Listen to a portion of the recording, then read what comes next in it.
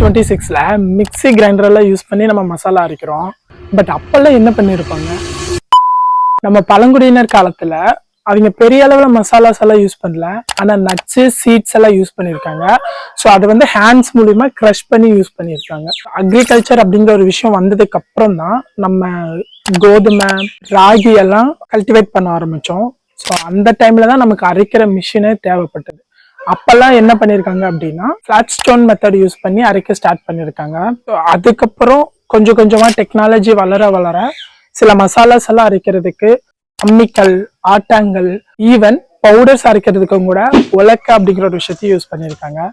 So அப்படியே கொஞ்சம் கொஞ்சமா கடந்து வந்து இப்போ நம்ம மாடர்ன் ஜென்ரேஷன்ல மிக்ஸி, கிரைண்டர் இந்த மாதிரியான டெக்னாலஜி விஷயங்கள் யூஸ் பண்ணிட்டு இருக்கோம். ஸ்டோன்ல ஆரம்பிச்ச இந்த ஸ்டோரி இன்னைக்கு ஸ்விட்ச்ல ஆன் ஆயிட்டு இருக்கு. மறக்காம இன்னைக்கு என்ன சட்னி அரைச்சிங்கன்னு கீழே கமெண்ட் பண்ணிட்டு போங்க.